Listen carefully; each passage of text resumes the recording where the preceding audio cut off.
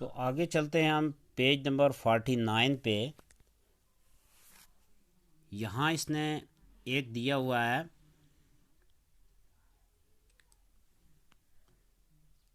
ऊपर एक बॉक्स दिया है, इसमें ये वर्ड दिए हैं, नीचे ये ब्लैंक्स दी हुई हैं और फिर लिखा है ऊपर fill in the blanks with the opposite of the underlined words. यहाँ दो काम आपने करने हैं, एक ब्लैंक्स को फिल अप करना है यानी भरना है, दूसरा जो वर्ड दिए गए हैं उनका आपने अपोजिट तलाश करना है अंडरलाइन वर्ड का। ये जो जैसे ये लेज़ी वर्ड है ये अंडरलाइन किया हुआ है, उसके बाद ये नीचे वाला जो डर्टी है ये अंडरलाइन है, उसके नीचे ये डार्क है ये अंडरलाइन है, फिर उसके बाद यहाँ डेंजर अंडरलाइन है, फिर उसके बाद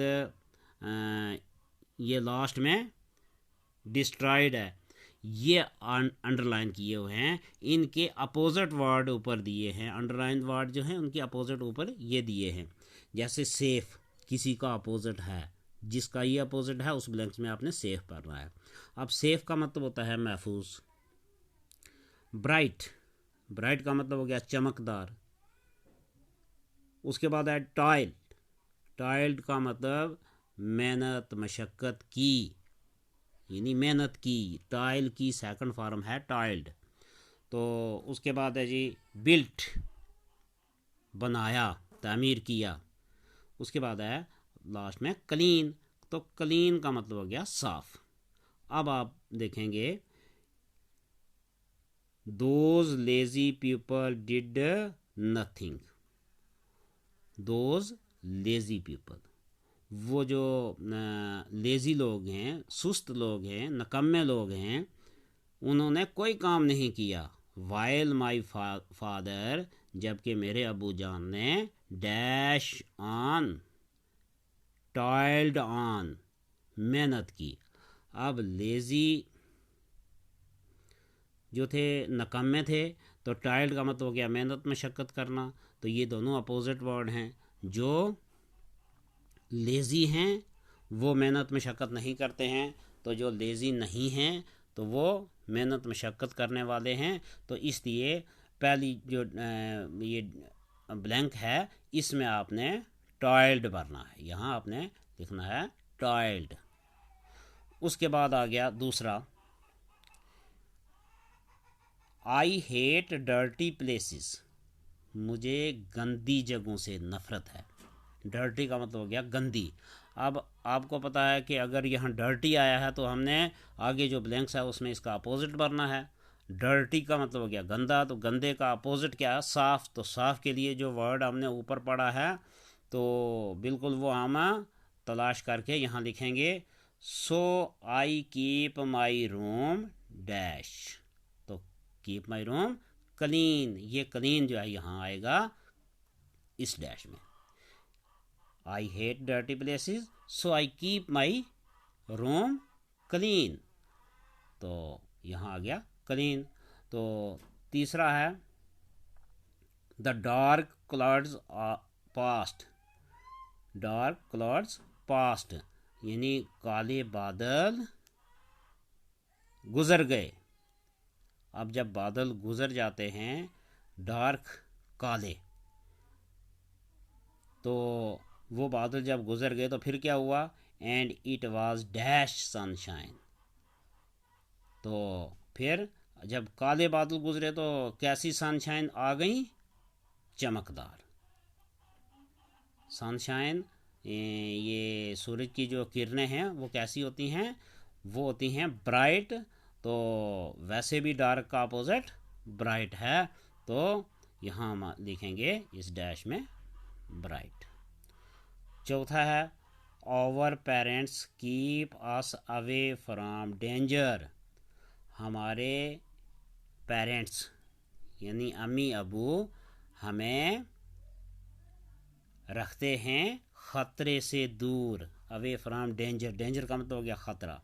अगर ख़तरे से दूर रखते हैं तो इसका मतलब वो हमें क्या कैसे रखते हैं, यानी महफूज रखते हैं। फिर तो क्योंकि ख़तरे का अपोजिट जो है, मुतजाद जो है वो सेफ है। वी फील सेफ, यहाँ आएगा सेफ, हम अपने आप को महफूज समझते हैं। फिर उसके बाद है जी houses take long to build, to be built. Houses जो होते हैं, घर जो होते हैं, टेक लॉन्ग, उनको काफ़ी वक्त लग जाता है टू बी बिल्ट, बनने में। But can be destroyed easily, तो यहाँ डिस्ट्रॉयड लिखा हुआ था। डिस्ट्रॉयड का मतलब क्या हो गया,